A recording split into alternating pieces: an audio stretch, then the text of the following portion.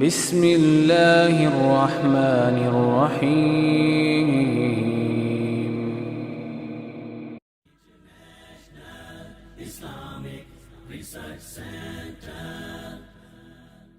عن ابی ہریرہ رضی اللہ عنہ قال قال رسول اللہ صلی اللہ علیہ وسلم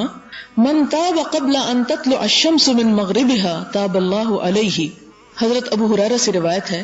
رضی اللہ عنہ کہ حضور صلی اللہ علیہ وسلم نے فرمایا اللہ تعالیٰ اس بندے کی توبہ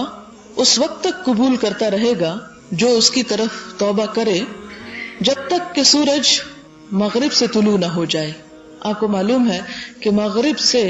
سورج طلوع ہونا اس وقت ہوگا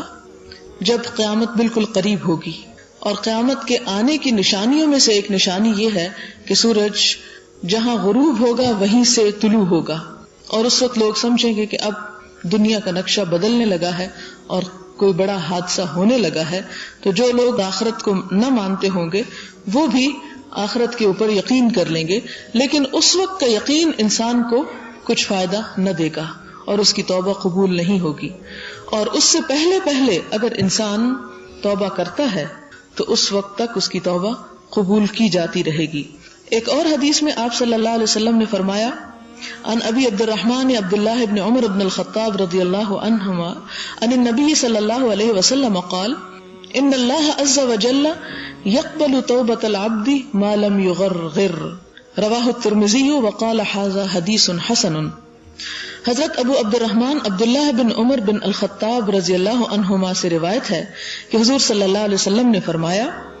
اللہ تعالیٰ مومن بندے کی توبہ اس وقت تک قبول کرتا ہے جب تک کہ خرخراہٹ شروع نہ ہو جائے، یعنی موت کے وقت تک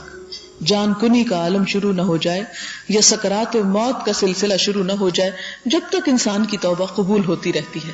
اب یہاں دو چیزیں ہم نے ساتھ ساتھ پڑھی، ایک تو یہ کہ سورج کے مغرب سے طلوع ہونے تک، اور دوسرا ہے انسان کی موت کے وقت جو گلے سے وہ آواز نکلنے لگتی ہے جب سانس کی ڈور ٹوٹنے لگتی ہے. تو ان دو اوقات تک مراد یہ ہے کہ اگر ایک شخص جس کی زندگی میں قیامت نہیں آتی تو اس کی توبہ کی مہلت اور مدت کیا ہے؟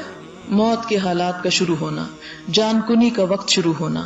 اور دوسرا وہ شخص کہ جو عام موت نہیں مرتا لیکن اس کی زندگی میں قیامت کی علامات اور نشانیاں شروع ہو جاتی ہیں، تو اس شخص کو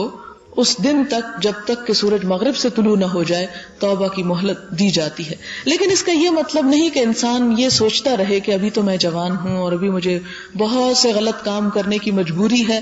اور پھر جب یہ سب کچھ ٹھیک ہو جائے گا تو میں توبہ کر لوں گا، یا یہ کہ جب مجھے حج پہ جانے کا موقع ملے گا یا کوئی اور خاص نیکی کرنے کا موقع ملے گا تو اس وقت توبہ ہو جائے گی. نہیں، اس انسان کو کچھ معلوم نہیں کہ موت کس عالم میں آتی ہے، کس حال میں آتی ہے، اور کیا ہماری اس جوانی کے بعد بڑھاپے کی وہ عمر ہمیں نصیب بھی ہوتی ہے کہ جس کے بارے میں ہم پلان کرتے ہیں کہ وہ تو بس پھر اللہ کے لیے ہی ہوگی. اچھی زندگی دنیا کے لیے جو تھوڑے دن کی ہے، اور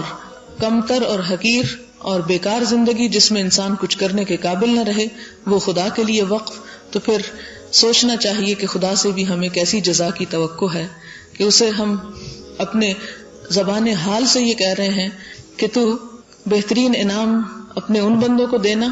جو اپنی بہترین زندگی تیرے کام میں لگاتے ہیں، اور جو بچا کھچا ہو وہ ہمیں دینا، اس لیے کہ ہمارے پاس تو تیری عبادت کے لیے وہی زندگی کا بچا کھچا وقت ہے. حالانکہ حقیقت یہ ہے کہ انسان کو اس بچے کھچے وقت کا بھی کچھ اندازہ نہیں کہ وہ بھی اسے نصیب ہوتا ہے یا نہیں. اس لیے کہ ہر دور میں ایسا رہا ہے کہ موت کا وقت کسی کو معلوم نہیں، مگر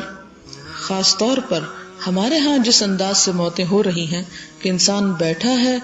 اور اٹھنے کی ہمت نہیں ہوئی، سویا ہے تو جاگنے کی توفیق نہیں ہوئی، بازار میں نکلا ہے تو گھر لوٹنے کی توفیق نہیں ہوئی. تو ایسی صورتحال میں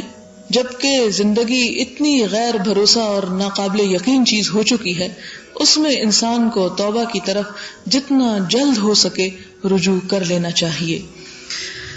پھر اسی طرح ایک اور طویل حدیث میں ہم دیکھتے ہیں